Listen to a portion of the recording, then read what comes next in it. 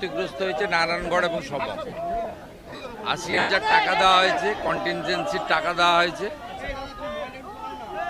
প্রশাসন এবং পুলিশ সমান্তরালভাবে আপনার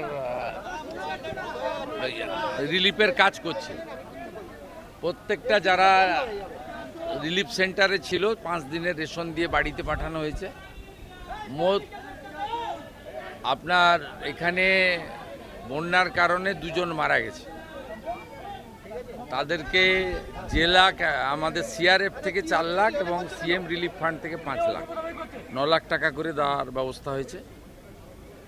আর ইতিমধ্যে এই ব্লকে 11,000 প্রধানমন্ত্রী আবাসের বাড়ি কাজ চলছে।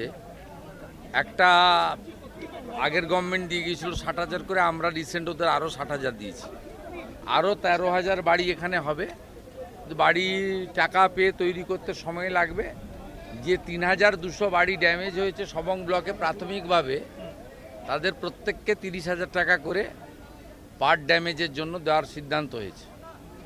আজ থেকেই প্রধানমন্ত্রী শস্য বীমা যোজনার ক্যাম্প করা হচ্ছে। ক্ষতিগ্রস্ত পান চাষি ধান চাষিরা সেখানে নাম লেখাতে পারবেন। মাদুর কাঠিটা ইন্স্যুরেন্স স্কিমের মধ্যে নেই, তাদের জন্য আলাদা কিছু ব্যবস্থা আমি নেওয়ার জন্য নির্দেশ দিয়েছি, সে ব্যবস্থা হবে। কেলেঘাইর জল যেটা ডেঞ্জার লেভেলে উপরে বইছিল এখন আন্ডার কন্ট্রোল। এখানে পিংলা সবং নারায়ণগড় সব এমএলএরা ছিলেন, বিডিওরা ছিলেন।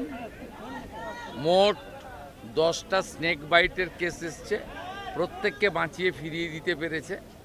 হেলথ ডিপার্টমেন্ট ভালো কাজ করেছে। পিএইচই ওয়াটার পাউচ ডিস্ট্রিবিউশন করেছে। পুলিশকে আলাদা করে টাকা দেওয়া হয়েছে, তারা যাতে জলবন্দী লোকেদের বাড়িতে রেশন এবং 20 লিটারের খাওয়ার জলের জারকিন পৌঁছে দিতে পারে, সে কাজগুলো তারা করছে। আমি আকাশপথে পুরো 5টা গ্রাম পঞ্চায়েত দেখেছি, আর এখানে রিভিউ করে যার নির্দেশ দিলাম। আরামবাগ এলাকাতে বন্যা হয়নি, যদি ডিবিসির অতিরিক্ত জল আসে বা অতিরিক্ত বৃষ্টি পরবর্তী সময় হয়, এটা রিভিউ করব। প্রস্তুতি ফ্লাড প্রিকশন মিটিং একটা করব, করে আমাকে বাগডোগরা যেতে হবে। মাননীয় স্বরাষ্ট্রমন্ত্রী আসবেন বিকেলে, তাকে স্বাগত।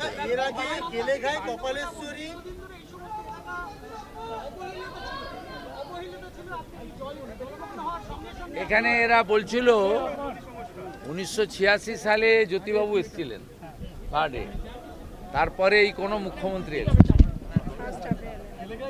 1986-তে, তাই তো জমলদা বললেন যে জ্যোতিবাবু এসেছিলেন তারপরে।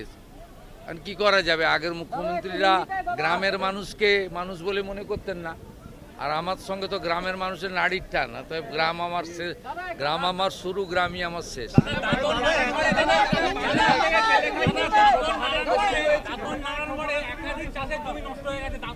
গোটা জেলায় রিভিউ করা হয়েছে। এটা সবঙ্গে করা হয়েছে যেহেতু ওয়ার্স্ট এফেক্টেড, কিন্তু গোটা জেলারই সবাই ছিলেন। জেলা শাসক, জেলা পুলিশ সুপার, সিএমওএইচ, জেলা পরিষদ, ইরিগেশন, পিএইচই, ইলেকট্রিসিটি, পুরো জেলাই ছিলেন এবং সব এমএলএরা ছিলেন। এখানে প্রায় 7-8 জন এমএলএ ছিলেন। কি করতে হবে ডিটেলসে বলে গেছি। আমার মনে হয় বিধায়করা সন্তুষ্ট, তাই তো? আমাদের দেবরার এমএলএ আছেন, এরা শুধু, আর রাজেশ মাহাতো স্বাধীন দায়িত্বপ্রাপ্ত রাষ্ট্রমন্ত্রী, তাকে আমি রেখে দিয়ে গেলাম, আরও 2 দিন উনি থাকবেন সবাইকে বাড়ি না ফিরিয়ে দেওয়া পর্যন্ত, আর ক্রপ ইন্স্যুরেন্সের তালিকা তৈরি না হওয়া পর্যন্ত। রাজেশ মাহাতো এখানে জেলা শাসককে নিয়ে মনিটরিং।